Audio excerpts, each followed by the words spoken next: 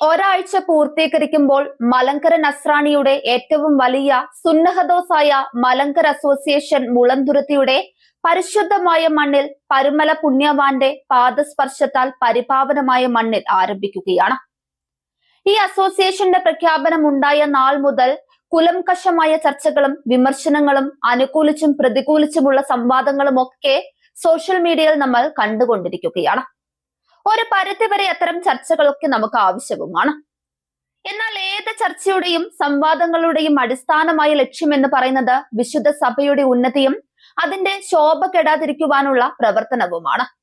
സഭ ഈ ഭൂമിയിലാണ്. ഭൗതികമായി നോക്കുമ്പോൾ ഉള്ളത് എന്നതുകൊണ്ട് തന്നെ ധാരാളം ബലഹീനതകളും കുറവുകളും കണ്ടേക്കാം.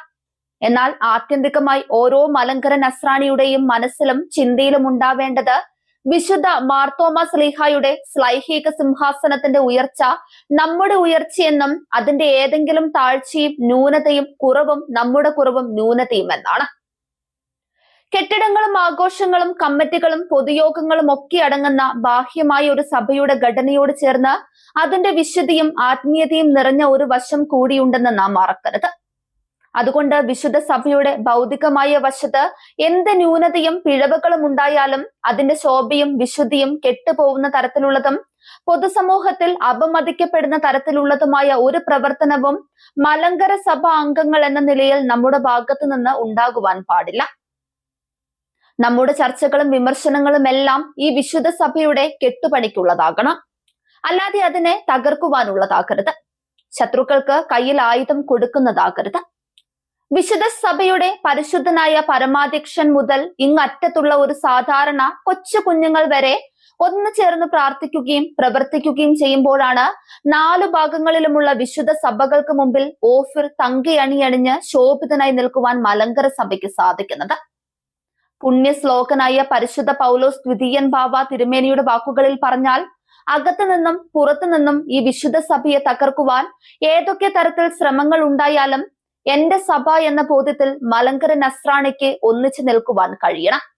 എന്തു പ്രതികൂലതയും പ്രതിസന്ധിയും ഉണ്ടായാലും മലങ്കര നസ്രാണി സമൂഹം ഒന്നായി ചേർന്ന് ഈ സഭയ്ക്ക് വേണ്ടി അണിനിരക്കുമെന്ന് കാണിക്കുവാനുള്ള ഒരു അവസരമാണ് 27-ാം തീയതി നടക്കുന്ന മലങ്കര സുറിയാനി ക്രിസ്ത്യാനി അസോസിയേഷൻ.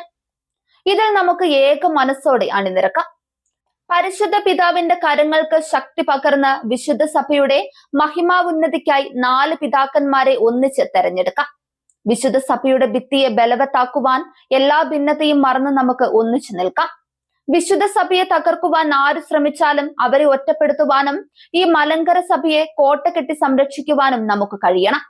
നമ്മുടെ പൂർവികർ അത്തരത്തിൽ ശക്തമായി പോരാടി ഒരു നിധി പോലെ നമ്മെ ഭാരമേൽപ്പിച്ച പരിശുദ്ധ കാതോലിക്ക സിംഹാസനത്തെ കണ്ണിന്റെ കൃഷ്ണമണി പോലെ സംരക്ഷിക്കുവാനും വരും തലമുറയ്ക്ക് ഈ പരിശുദ്ധ സഭയുടെ ശ്രേഷ്ഠമായ വിശ്വാസവും ആചാരാനുഷ്ഠാനങ്ങളും പൈതൃകവും ശോഭ കെടാതെ കൈമാറുവാനും നമുക്ക് ഉത്തരവാദിത്തമുണ്ട് എന്ന് മറക്കരുത്. തെറ്റുകൾ ചൂണ്ടിക്കാണിക്കുമ്പോഴും വിമർശിക്കുമ്പോഴും നമ്മുടെ ലക്ഷ്യം സഭയുടെ ഉന്നതിയും ഈ പരിശുദ്ധ സഭയുടെ ശോഭനമായ ഭാവിയുമായിരിക്കണം. വ്യക്തികളല്ല സഭ. വ്യക്തികൾക്ക് കുറവുകൾ ഉണ്ടാക്കാം, സഭയ്ക്ക് കുറവുകളില്ല. ഈ സഭ വിശുദ്ധയാണ്. കുറവോ വാട്ടമോ മാലിന്യമോ ഇല്ലാത്ത ശോഭാപൂർണയായ മലങ്കര സഭയിലെ അംഗമാണ് നാം ഓരോരുത്തരും. ഭൗതികമായി അതിന്റെ പരിമിതികളെയും കുറവുകളെയും മറന്ന് വിശുദ്ധ സഭയ്ക്ക് വേണ്ടി നമുക്ക് ഒത്തുചേരാം.